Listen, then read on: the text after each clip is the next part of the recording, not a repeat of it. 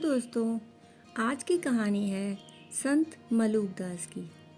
पुराने समय में एक संत थे मलूकदास जी, जो कर्मयोगी थे और उन्होंने स्वाध्याय, सत्संग तथा भ्रमण से अपार ज्ञान प्राप्त किया था। प्रारंभ में संत मलूकदास नास्तिक थे। एक बार साधु उनके गांव में आए और रुके। साधु प्रतिदिन सुबह शाम लोगों को रामायण सुनाते थे।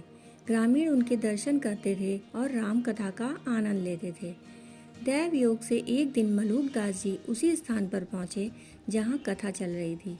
उस समय साधु महाराज ग्रामीणों को ही श्री राम की महिमा बता रहे थे और बोले, श्री राम जगत के सबसे बड़े हितैषी हैं। वह भूखों को भोजन, नंगों को वस्त्र और बेघरों को आश्रय देते हैं। यह बात मलूकदास जी ने भी सुनी और अपना विरोध प्रकट करते हुए तर्क दिया, महाराज, अगर मैं चुपचाप बैठूं और राम का नाम जपूं, अगर मैं कोई काम ना करूं, तो क्या राम मुझे खाना देंगे? साधु ने आत्मविश्वास से उत्तर दिया, अवश्य। यह सुनकर मलूकदास जी के मन में एक और प्रश्न उठा और उन्होंने पूछा, अगर मैं घने जंगल में अकेला बैठ जाऊं तो क्या होगा? साधु ने उत्तर दिया, फिर भी श्री राम तुम्हें भोजन देंगे। मलूकदास जी को समझ में आ गया और अब वे इस बात को परखना चाहते थे। अगली सुबह वह जंगल में पहुंचे और एक घने पेड़ के ऊपर बैठ गए। चारों ओर ऊंचे ऊंचे पेड़ थे, चारों ओर कटीली झाड़ियां थीं। मलूकदास जी वहां खाली पेट बैठे थे। दिन के दूसरे पहर मलूकदास जी को घोड़ों के आने की आहट सुनाई दी। यह सुनकर वह सावधान होकर वहीं बैठे रहे। उन्होंने देखा कि थोड़ी ही देर में कुछ सरकारी अधिकारी आ रहे हैं। उस पेड़ के नीचे पहुंचकर जिस पर मलूकदास बैठे थे, वे सब अपने अपने घोड़ों से उतरे और विश्राम करके भोजन करने का निश्चय किया। उसी समय जब अधिकारी बैग से भोजन का डिब्बा निकाल रहे थे तो उन्हें शेर की जबरदस्त दहाड़ सुनाई दी, जिसे सुनकर सभी घोड़े भाग गए। अधिकारी पहले तो चौंक कर एक दूसरे की ओर देखने लगे, अपना खाना वहीं छोड़कर भाग गए। मलूकदास जी पेड़ पर से यह सब देख रहे थे। वह शेर की प्रतीक्षा करने लगे, लेकिन शेर दहाड़ता हुआ दूसरी ओर चला गया। अब मलूकदास जी को लगने लगा कि श्री राम ने उनकी बात सुन ली है, नहीं तो इस घने जंगल में भोजन कैसे पहुंचता। फिर भी मलूकदास जी पेड़ में छुपे रहे। उन्होंने सोचा, मैं नीचे जाकर खाना क्यों खाऊं, मैं नहीं खाऊंगा। तीसरे पहर में डाकुओं का एक बड़ा दल वहां आ पहुंचा। जब उन्होंने भोजन देखा तो पेड़ के नीचे चमचमाते चांदी के बर्तनों में पड़ा भोजन देखकर वे चौंक गए।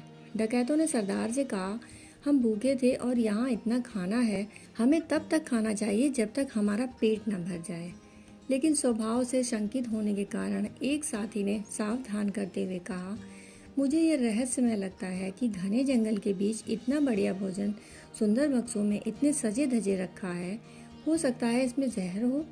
यह सुनकर नेताजी बोले, तो फिर खाना लाने वाला व्यक्ति आसपास ही कहीं छिपा होगा, पहले उसे ढूंढो। नेता के आदेश पर डकैत इधर उधर खोजबीन करने लगे। तभी एक डाकू की नज़र मलूकदास जी पर पड़ी। उन्होंने नेताजी से कहा। नेताजी सिर उठाकर मलूकदास जी को देखने लगे तो उनकी आंखें लाल हो गईं और वे चिल्लाकर बोले, अरे दुष्ट, खाने में जहर मिलाकर बैठे हो, अब नीचे आओ। यह सुनकर मलूकदास जी डर गए, लेकिन नीचे नहीं उतरे। उन्होंने वहीं से जवाब दिया, आप मुझ पर बेवजह आरोप क्यों लगा रहे हैं, खाने में कोई जहर नहीं है। नेता ने पलटवार करते हुए कहा, हम खुद जांच करेंगे कि आप सच कह रहे हैं या नहीं। कहकर नेताजी ने अपने साथियों को पेड़ पर चढ़कर उन्हें नीचे लाने का आदेश दिया। उन्होंने मलूकदास जी को पेड़ से नीचे उतार लिया। जब वह नीचे उतरे तो नेताजी ने जान से मारने की धमकी देकर मलूकदास जी को खाना खिला दिया, यह जांचने के लिए कि क्या यह जहर मुक्त है।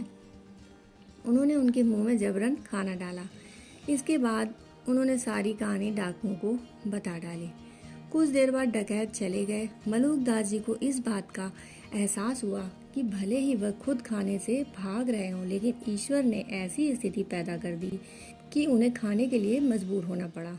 इस घटना के बाद मलूकदास जी भगवान के सच्चे भक्त बन गए। इसीलिए कहा गया है कि यदि हमारे कर्म शुद्ध हैं, यदि हमने कभी किसी को नुकसान पहुंचाने का इरादा नहीं किया है, तो भगवान हमारे प्रति सबसे प्रेम पूर्ण व्यवहार रखते हैं, चाहे हम उनकी पूजा करें या नहीं। अगर हमारे कर्म अच्छे हैं तो हम मलूकदास जी की तरह भगवान की भी परीक्षा लेने लगें, तो उन्हें हमारे सामने आना ही होगा।